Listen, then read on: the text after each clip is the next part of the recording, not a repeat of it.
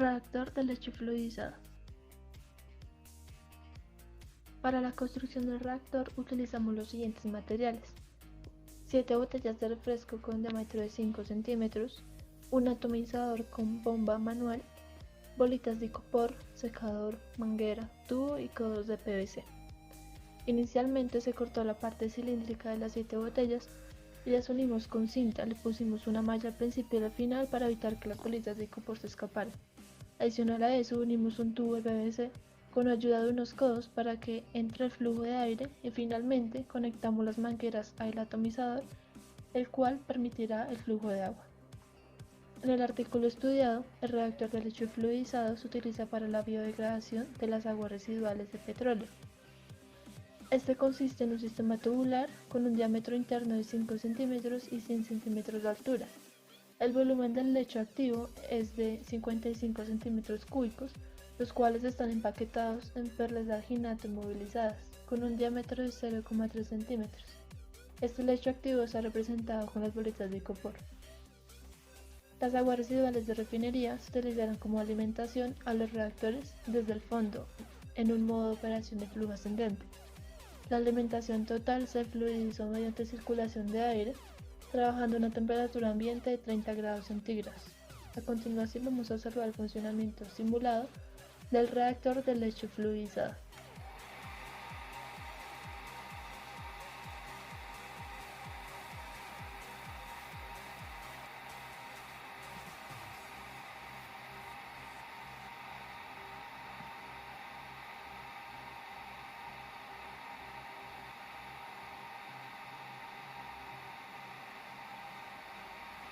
Un lecho fluidizado es un fenómeno físico que ocurre cuando una cantidad de una sustancia sólida particulada se coloca en condiciones apropiadas para hacer que una mezcla sólido-fluido se comporte como un fluido.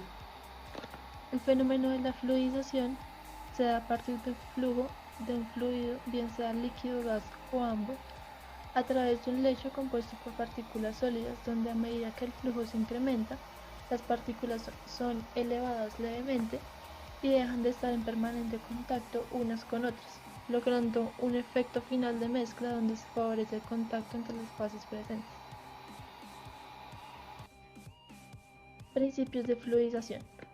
Para describir de una forma más completa el funcionamiento de un reactor de leche fluidizado, se debe conocer y entender cada uno de los fenómenos que ocurren en este. Una vez los fluidos ingresan al reactor, las partículas presentan una leve expansión. La velocidad del fluido a la cual se llega en este fenómeno se conoce como velocidad mínima de fluidización. A partir de este punto, la masa de sólido y fluido presentan características de flujo de un líquido.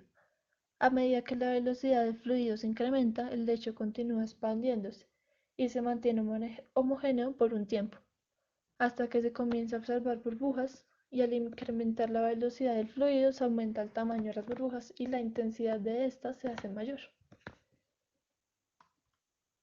El principio de funcionamiento de nuestro reactor de leche fluidizado comienza cuando se introduce aire caliente a alta presión a través de un lecho perforado de partículas sólidas húmedas.